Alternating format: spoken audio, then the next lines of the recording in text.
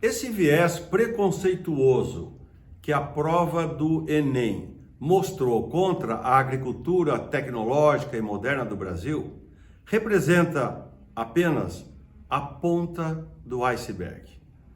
Porque todo o ensino brasileiro fundamental, na verdade e infelizmente, está contaminado por essa visão antiga, essa visão ideológica, essa visão que não considera os últimos 40 anos do progresso tecnológico no campo e fica nos livros escolares, nas apostilas apresentadas às nossas crianças e aos jovens, fica falando de uma visão atrasada sobre a época do latifúndio, a época do escravo, como se a agricultura fosse um problema e não como ela está se mostrando hoje, uma verdadeira solução para o Brasil.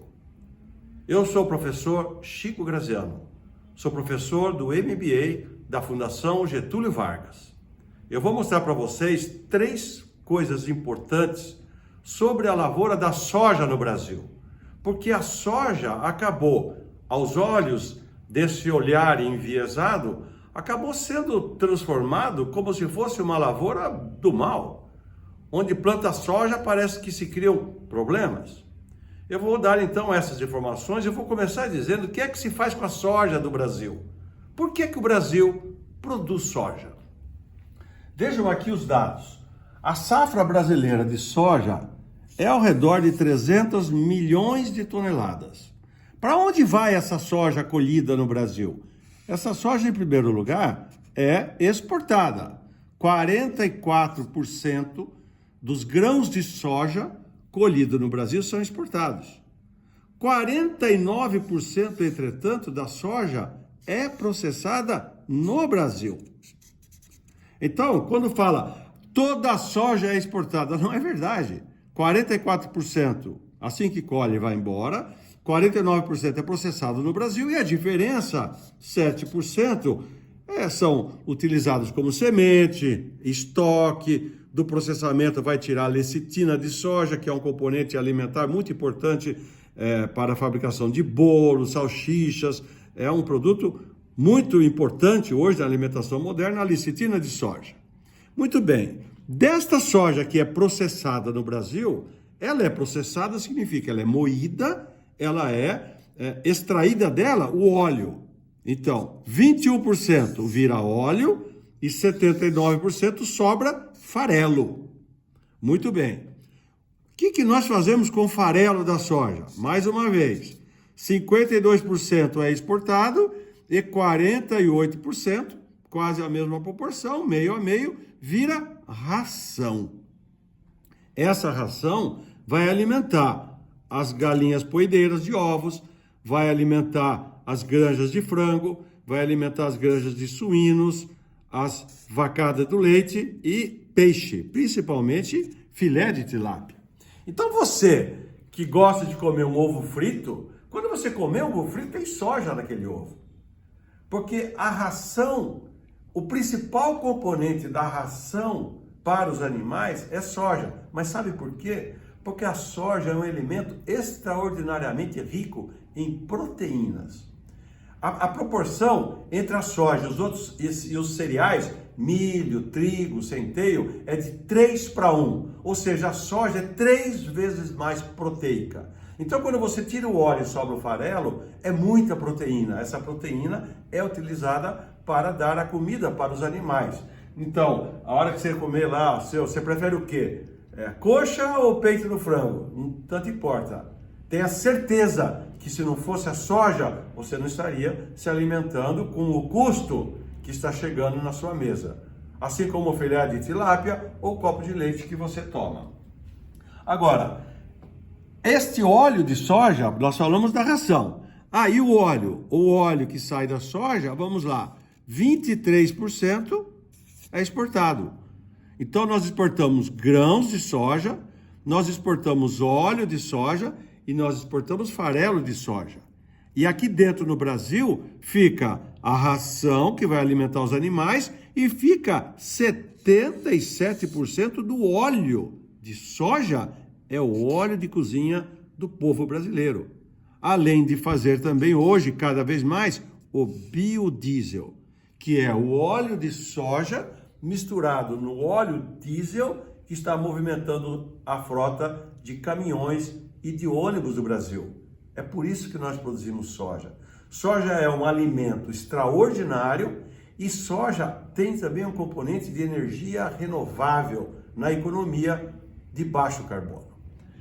A segunda questão que eu quero mostrar para vocês, importante, é o seguinte: todos os estudos atestados pelo IBGE, por exemplo, pelo IPEA, pelos Centros de Estudos de Economia Agrária do Brasil ou de Economia Rural, mostram que nestas regiões que estão sofrendo esse desenvolvimento recente da agropecuária com a soja, com o milho, com o algodão ou com o gado, mas a soja sempre faz parte, essas regiões estão crescendo o seu IDH. O que é o IDH? É o Índice de Desenvolvimento Humano. Então eu vou mostrar para vocês o que significa isso. Há vários estudos, eu peguei um aqui, foi apresentado lá na Câmara dos Deputados, mostrando que nos municípios com soja, vamos ver o que aconteceu entre 91 e 2010, em 20 anos. Pega o município de Uruçuí, no Piauí. O IDH era 0,294, subiu para 0,631. Pega lá em Sorriso, no Mato Grosso. O IDH de Sorriso. Sorriso é a capital mundial da soja. O IDH era 0,517, passou para 0,744. Eu fiz aqui um apanhado para mostrar para vocês o seguinte. Leiam junto comigo. Os municípios líderes de polos agrícolas no Brasil têm IDH, Índice de Desenvolvimento Humano, acima da média dos estados onde eles se localizam. Por exemplo, Rondonópolis, no Mato Grosso, o IDH é 0,755. Em Sinop, também no Mato Grosso, é 0,754. A média do estado, quanto que é? 725. Ou seja, em Rondonópolis e em Sinop, assim como em Sorriso, assim como em Lucas do Rio Verde, aqueles municípios do norte do Mato Grosso, onde tem muita soja, o índice de desenvolvimento humano é maior do que a média do estado. Quer ver mais exemplos? Em Balsas, no Maranhão, o IDH é 0,687. A média do Maranhão é 639 no IDH. Outro exemplo, Luiz Eduardo Magalhães, na Bahia, tem o IDH de 716. Quanto que é o IDH da Bahia? 0,660. Ou seja, sempre está havendo um progresso humano onde entra a soja e onde entra a agricultura tecnológica. Se você, na sua sala de aula, seja nos cursinhos do Enem, seja no ensino fundamental ou no ensino médio, a hora que o professor, porventura, se ele fazer aquele arrazoado, dizendo da soja, que a soja toda, o Brasil só produz soja para exportação, que a gente não ganha nada com isso, e a soja causa miséria nas cidades, você mostra no professor, quanto que é o IDH do município onde o senhor está falando, onde você está tendo uma aula, por exemplo. Você pode pedir para ele comprovar o que ele está dizendo.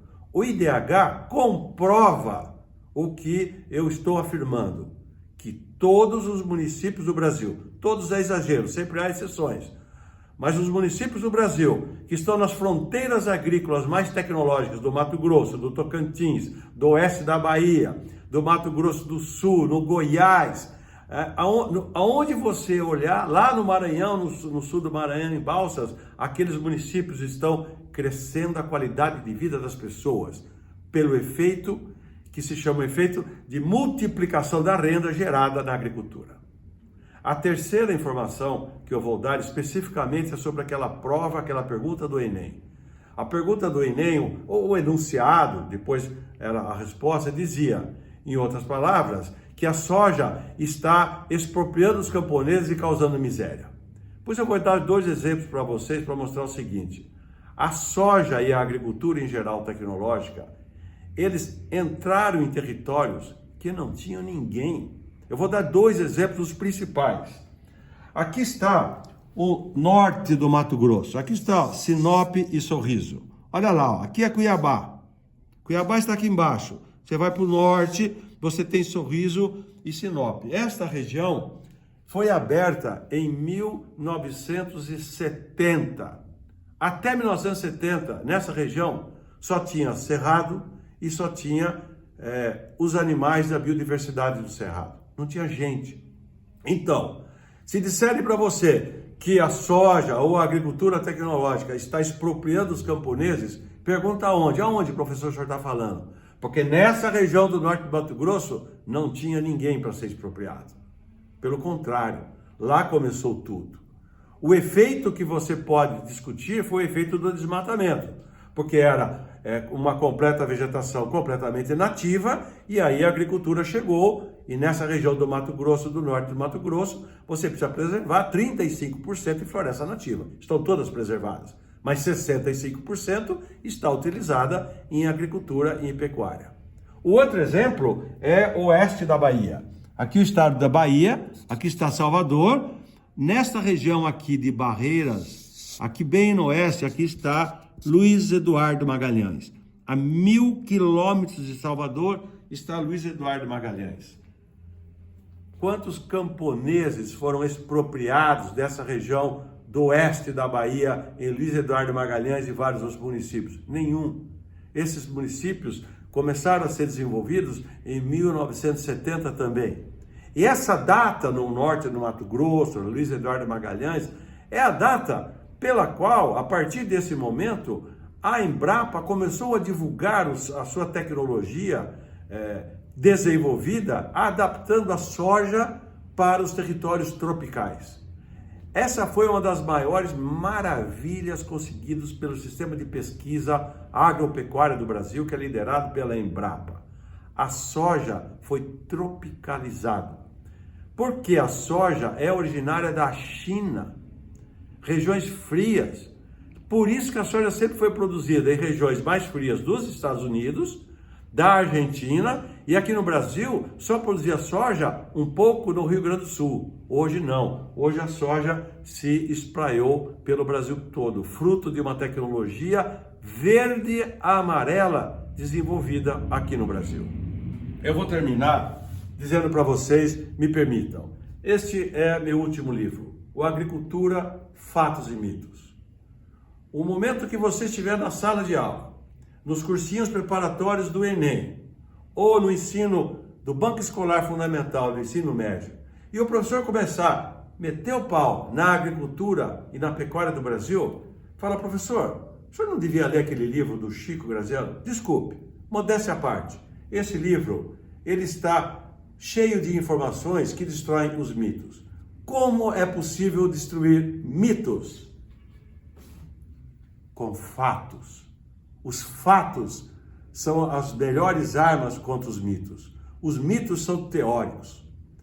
Outra coisa muito bacana que eu quero terminar dizendo é o seguinte: várias lideranças, pessoas, movimentos no Brasil estão convidando os professores e os alunos para saírem da sala de aula e conhecer a agricultura.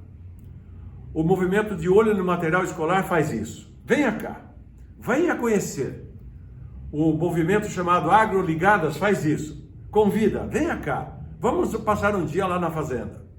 Lá em Sorriso, no Mato Grosso, o Clube Amigos da Terra leva as escolas e os professores e os alunos para conhecer. Eles vão ver como é que se faz as coisas. Sabe o que acontece? Eles voltam com outra ideia. Porque os livros, muitas vezes, dizem sobre o passado. E eles acabam conhecendo a realidade do presente. O presente mostra uma verdade. A agricultura moderna e tecnológica do Brasil está dando o nosso melhor caminho para o nosso futuro.